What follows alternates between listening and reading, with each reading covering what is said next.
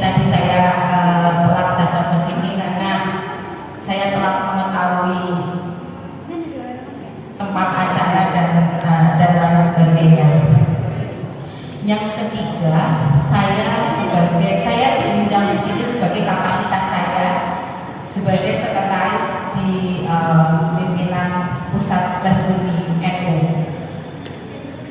Sebagai seorang sekretaris, terutama bagi yang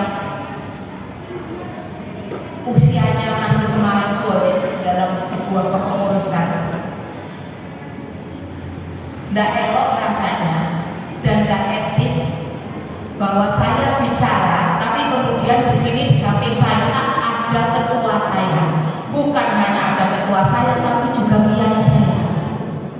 Ada Kiai Jadul Maula yang juga menjadi ketua Pusat Les Bumi NU.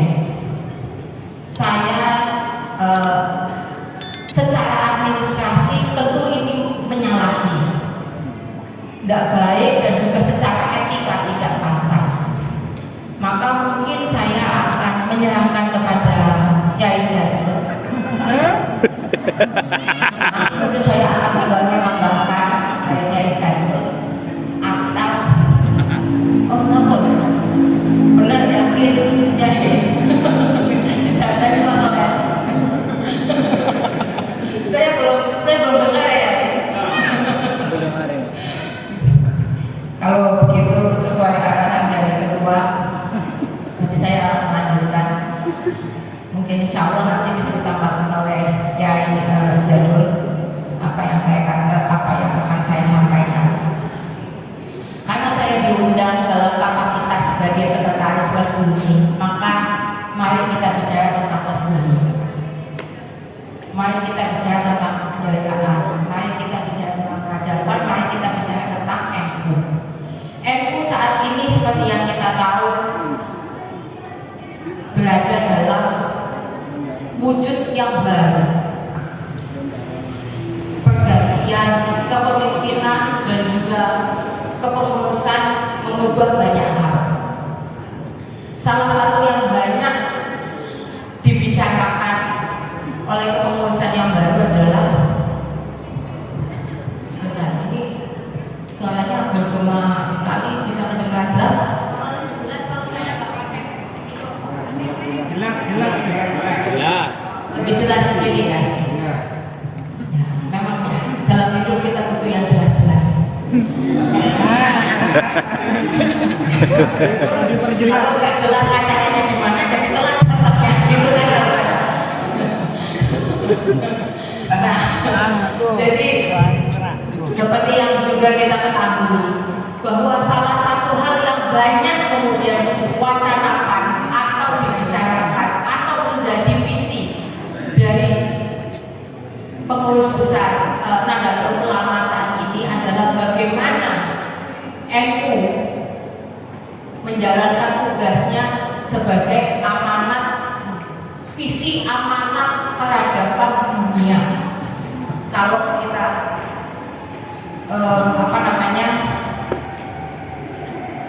mengetikkan kata kunci mungkin di di Google atau dimanapun tentang NU saat ini, maka yang keluar adalah narasi tentang peradaban, tentang bagaimana NU seharusnya untuk membawa visi peradaban dunia, membawa amanat. Ketua PBNU saat ini yang baru mengatakan bahwa kemunculan NU sendiri itu adalah sebelumnya itu ada satu kejadian besar, bagaimana lumpuhnya peradaban Ottoman Utsmaniyah. Nah, itu kemudian memunculkan bagaimana para pendiri NU berusaha untuk membawa visi peradaban yang baru, karena ada peradaban yang sudah hancur, ada peradaban Islam yang hancur, lalu kemudian bagaimana memunculkan peradaban yang baru. Nah, itu yang ingin dibawa kembali oleh Ketua PBNU saat ini. Dan ketika kita bicara visi peradaban dunia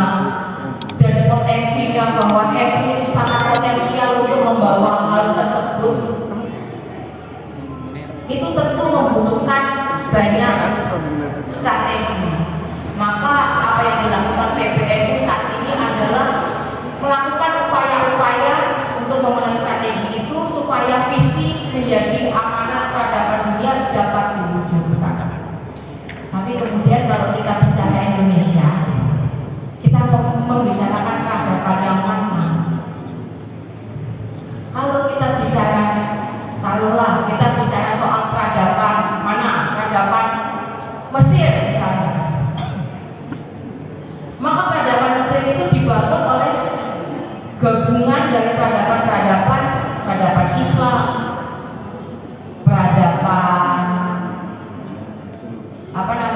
peradaban Sungai Nil, bertemu dengan peradaban Yunani dan Romawi, dan juga peradaban lain yang kemudian bercampur berakulturasi sehingga menciptakan peradaban Mesir. Lah kalau Indonesia terus peradabannya apa? Kita bahkan nggak punya dokumentasi dari peradaban kita dari 5 abad lalu, nggak ada dokumentasinya, dalam artian tidak ada jejak yang bisa kita lihat secara besar, secara masif. Nggak ada bentuk-bentuk secara konkret atau bentuk-bentuk secara materialistik, nggak ada. Borobudur, sekarang apa sih bentuk peradaban masa lampau di Indonesia yang terlihat besar? Borobudur misalnya, tapi kan dia tidak menggambarkan keseluruhan peradaban Indonesia. Dan itu abad berapa? Yang sebelum-sebelumnya di mana? Seperti apa? Kita nggak bisa bilang itu menjadi gambaran dari peradaban Indonesia. Lalu peradaban Indonesia terbangun dari apa? Nah, kita mau ngomongin membawa amanat visi peradaban dunia, nggak peradaban yang mana? Kita diminta untuk memiliki strategi-strategi untuk membawa kita kepada hasil peradaban, menyokong peradaban ini saat ini. Lah, jangankan di situ. Sekarang pertanyaannya adalah, kalau memang PBNU, kalau memang NU merasa membawa amanat peradaban, maka kita selalu bisa mengatakan tidak ada peradaban tanpa kebudayaan.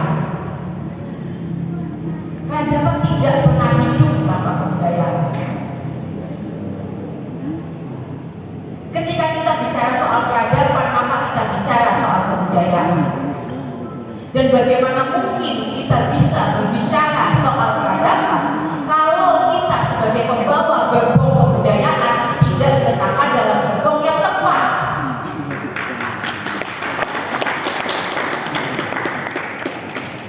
Tidak diletakkan dalam barisan terdepan,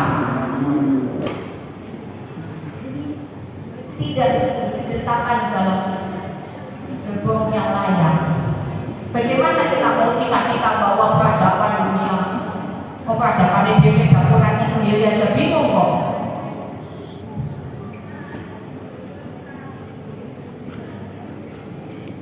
Tapi budaya yang mana? Kalau kita kemudian bicara bahwa tidak ada peradaban tanpa kebudayaan, maka pertanyaannya kemudian kebudayaan yang mana? Ada hal yang sangat menarik kalau panjenengan sering membuka sosial media. Ada banyak beberapa kali percakapan kalau kita bicara, ada orang bilang, iya ini kan jati diri bangsa Indonesia. Jati diri bangsa Indonesia itu yang mana? Yang suka julid, nanyain kapan kawin, yang nanyain kapan punya anak, yang suka ikut campur urusan tetangga. Tapi bagian yang mana? Itukah yang jadi kebudayaan kita? Kita mau ngomongin budaya yang mana?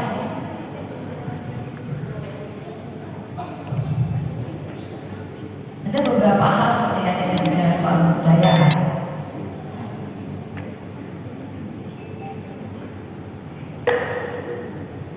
Ketika kita bicara soal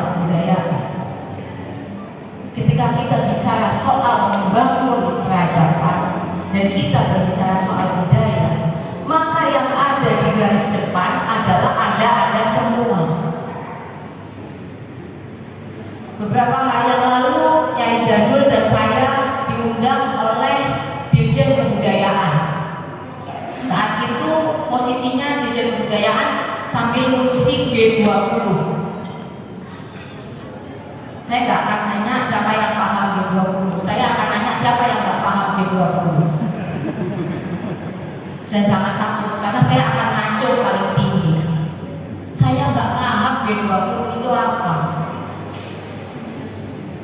Itu adalah forum di mana para petinggi-petinggi dunia berkumpul membicarakan permasalahan-permasalahan dunia, dan permasalahan dunia yang paling genting saat ini, yang paling mendapatkan fokus saat ini adalah tentang perubahan iklim atau krisis iklim. Saat ini kita dianggap berada di ambang kehancuran. Beberapa belas tahun lagi kita akan mengalami perubahan iklim yang sangat masif, sehingga itu akan berdampak kepada bahkan eksistensi kita sebagai manusia. Dan ini semua petinggi-petinggi dari atas, dari semua negara itu berkumpul di situ untuk membicarakan masalah penting ini. Gimana caranya supaya manusia tetap bisa hidup nyaman, bisa hidup enak, kita tetap bisa ada di dunia ini. Jadi ini semua petinggi-petinggi semua.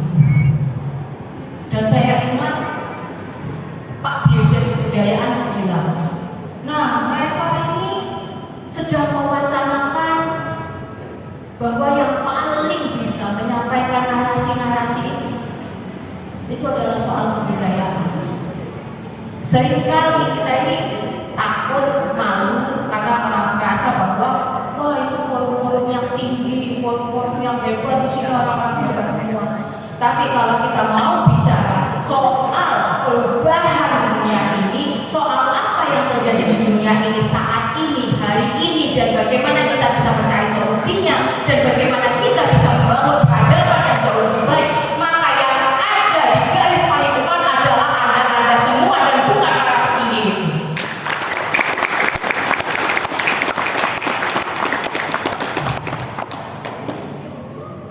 Indonesia hari ini tidak pernah dibangun oleh para petinggi. Indonesia hari ini dibangun oleh kebiasaan, kebudayaan yang selalu dilakukan secara terus-menerus, secara konstan oleh masyarakatnya, oleh rakyatnya. Nah, kalau kita mau bicara membangun peradaban yang lebih baik, itu artinya kita perlu membangun kebudayaan yang lebih baik. Membangun kebudayaan yang lebih baik seperti apa? Yang pertama, kita perlu mengecek. Jangan-jangan selain menuntut kita harus ada di tempat yang layak, di gerbong yang layak, karena kebudayaan berada di garis depan. Jangan-jangan kita juga perlu berkaca. Kita ini sebenarnya siap atau enggak? Jangan-jangan kita malah gak siap. Jangan-jangan yang merusak gerbong kita sendiri juga.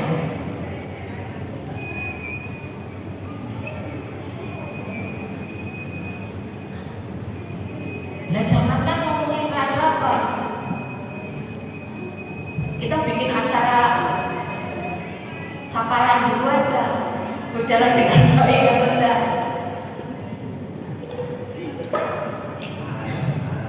Itu bunyi-bunyian itu menunjukkan punchline.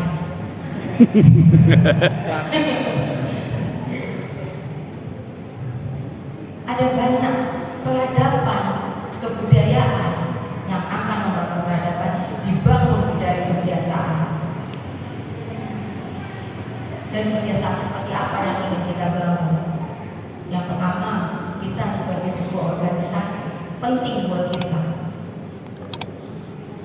untuk membangun kecintaan terhadap yang namanya. Kalau kita ada dalam sebuah organisasi, kita di dalam sebuah lembaga, kita di dalam sebuah bentuk, tapi kita tidak mencintai bentuk itu sendiri, tidak memberikan penghargaan terhadap bentuk itu sendiri, itu artinya kita tidak memberikan penghargaan kepada diri kita sendiri.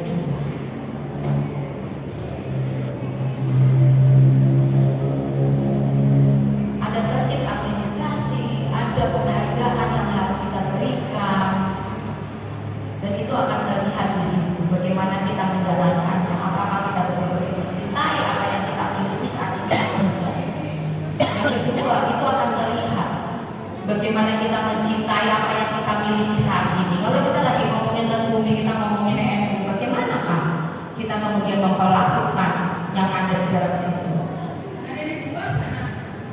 Itu akan menunjukkan kita benar-benar memiliki kecintaan atau tidak, melakukan penghargaan terhadap apa-apa yang ada di dalam hati.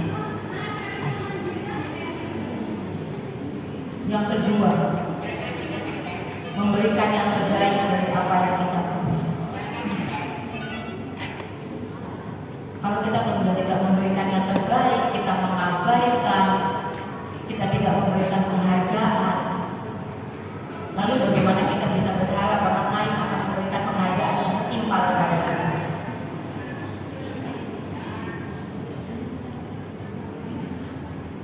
Sekali lagi, kebudayaan adalah soal kebiasaan. Kebiasaan seperti apa yang ingin kita bangun.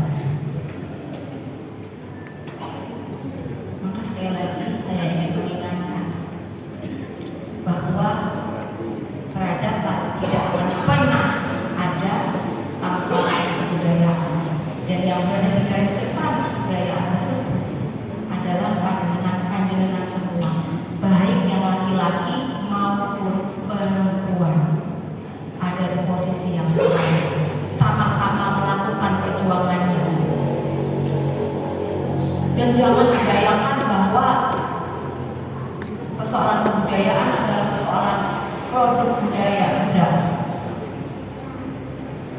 Membangun kebudayaan dimunculkan dari misalnya dongeng-dongeng yang diceritakan oleh ibu-ibu kita setiap malam sebelum tidur. Di situ visi kebudayaan dibangun. Saya ingat ada seorang budayawan yang pernah bilang,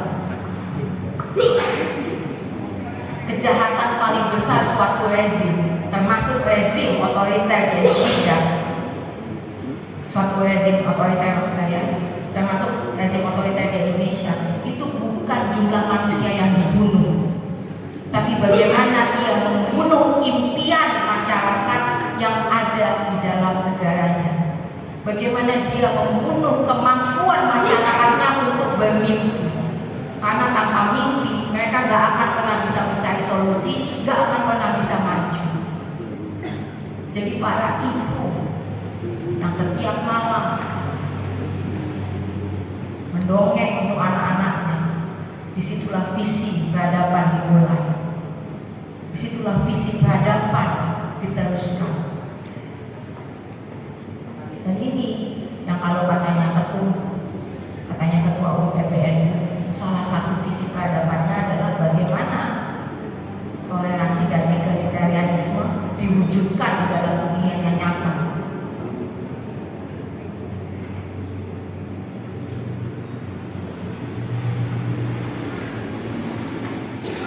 Sekali lagi, Bapak Ibu, panjenengan semua ada di baris paling depan.